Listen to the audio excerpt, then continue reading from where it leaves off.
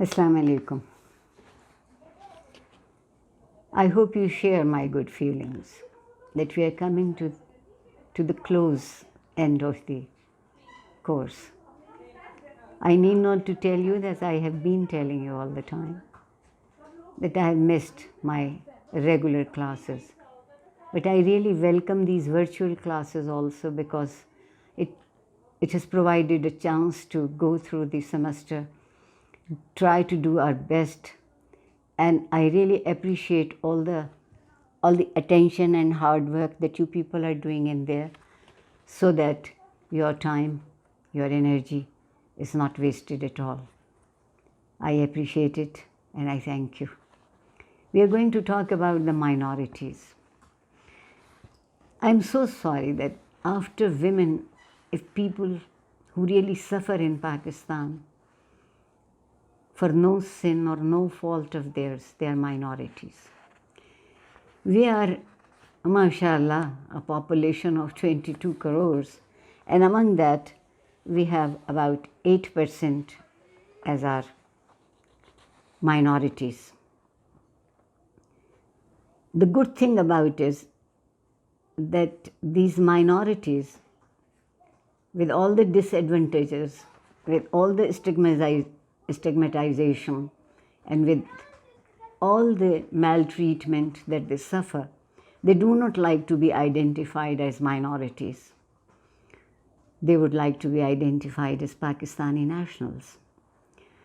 So there are generally no population figures very correctly available for Pakistan's smaller minority communities.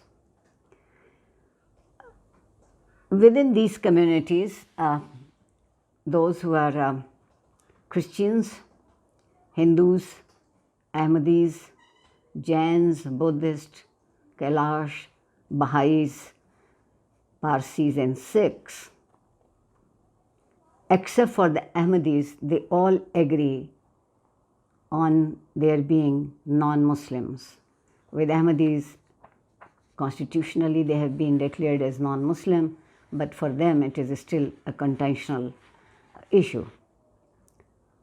Pakistani population who are Christian, there is an almost 50-50 divide between the Catholic and the Protestant denominations.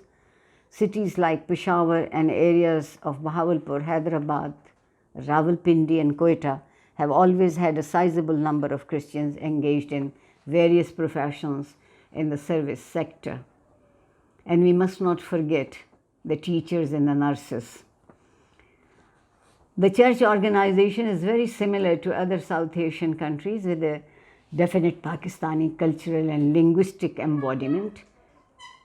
And there are converts, descendants of converts, Anglo-Indians, Pakistanis, and Western missionaries. And this is the beauty of Pakistan.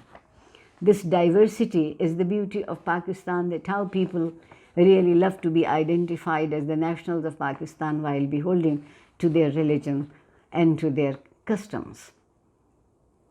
Hindus are equivalent in number to the Christians, with almost 4% of the population, though in the recent past it has been decreasing as the migration has been happening. But there are several castes among the Hindus besides ethnic diversity. 65% of the minority population are young people, and the average literacy rate is a few cases higher than the national average. However, the other facts are not to be so pleasing. Isn't it a wonderful thing that you people are the majority of the population, and I see it as a very good omen for future. The smaller religious minorities and their communities, including Buddhists and Jains, there are no statistics and little reliable information. They are known to be tiny groups who prefer to remain out of the public eye. Ahmadis have been the focus of attention due to the issue of their faith. Intermarriages and open social interaction remain minimal. Many Ahmadis neither openly profess their identities nor congregate visibly so as to avoid hostile attention. The Ahmadis are divided into two groups, the Lahori and Qadiani. Both the leadership, London-based, and the elite of the movements are predominantly Punjabi, with smaller communities in other provinces. They have a very good education incentive, and they have their own television programs. Largely they beam from London in English, German, Urdu, and other languages, generally center on religious issues.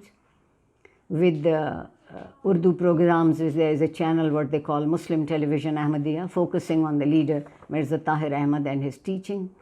Their publication view their designation as a minority as politically motivated. However, they do not dispute the claim of Mirza Ghulam Ahmad, the founder of the movement, to be the Messiah, Mahdi, or Mahdi-e-Maud, the Mahdi who was promised. Founded in 1889, the movement initially remained confined to the Punjab, and some of its leaders like Sir Zafrullah Khan played a very important role in the freedom movement.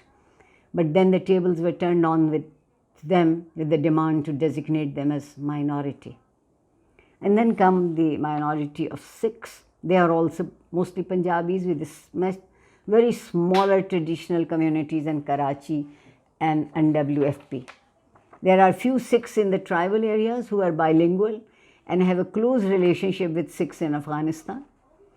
During the Taliban's ascendancy, many Afghani Sikhs migrated abroad, with just a small number coming to Pakistan.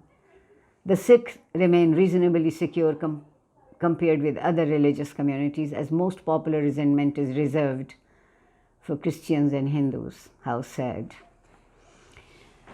Parsis are strictly an urban and entrepreneurial community based in Karachi and Lahore, with a few families in other major cities, but their number is getting lesser and lesser.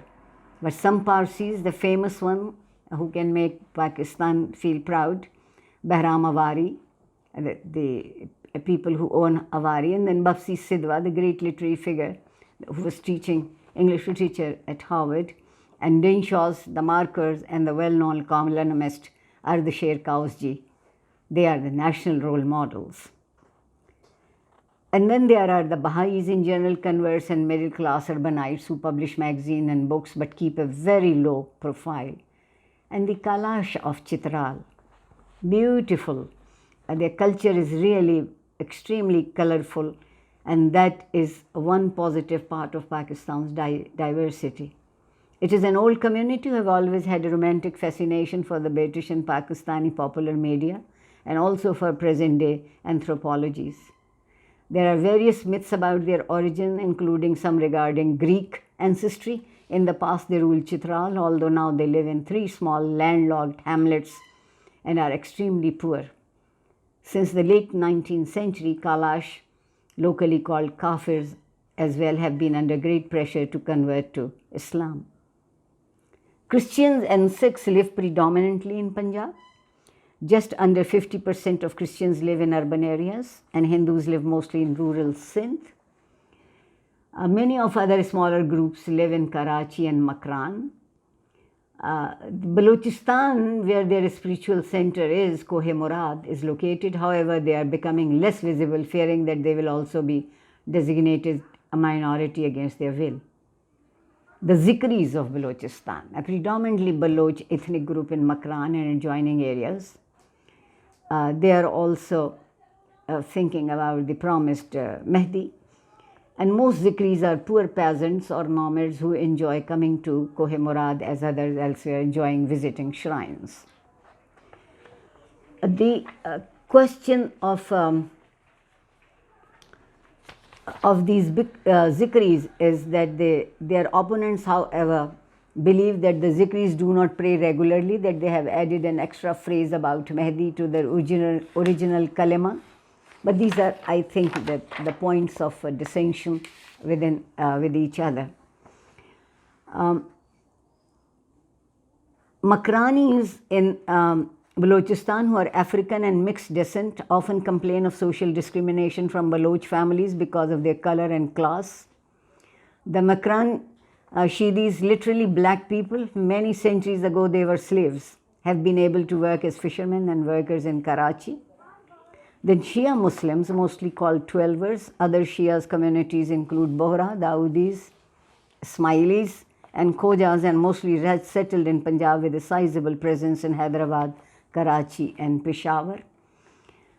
The post-partitions changes in economy, along with the positing of Pakistani identity on Islamic uniformity, have added to an anti-Christian sentiment.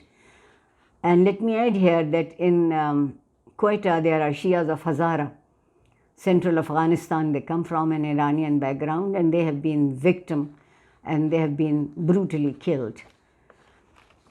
The post-partition changes brought into the lives of identity of Christian sentiment. Many Christians in Punjab were originally farming communities, but after independence a number of them became landless and had to work as to the lowest possible jobs. We come to this that this lack of respect and trust only further disempowers a vast section of competent Pakistanis. And the Sunni and Shia differentiation is the latest thing that is coming up to surface. The Sunnis are an overwhelming majority in Pakistan, whereas the Shia Muslims are estimated to be between 15 to 20%. The question between the Shia-Sunni differences is, according to one opinion, there are no major doctrinal differences, but the political issue of the succession of Prophet Muhammad 14 centuries ago continues a controversial issue. In the 1980s, the groups such as the Anjuman-e-Sipahi Sahaba under the leadership of Maulana Haq Nawaz Jhangvi and Azim Tariq emerged from Jhang, demanding the Pakistan to be declared a Sunni state, and that was a threat to the Shia population of Pakistan. In recent years, the Lashkar-e-Jhangvi seems to have gained the upper hand. In 2000, there were 150 sectarian killings, while in 2001, in the period up to late September, 120 professionals and scholars had been killed in sectarian murdered. So we come to realize that not only that they are considered as lesser citizens, as it makes me sad to say it, but basic sense of security has been taken from the minorities. That Pakistani society on the whole is not intolerant. The common man is not intolerant, but the intent is upon eliminating pluralism. A small number of militants exploit the politico-economic frustrations of the rest. The religious bigots inflame hatred through the mosque and on the streets against non-Muslim minorities, as well as against Shias and Ismailis. Pakistani Hindus, as we discussed earlier, suffer due to the communalization of Indo-Pakistan politics and their interstate rivalries. The kidnap and rape of Hindu women is a shameful act for any Pakistani to say it even.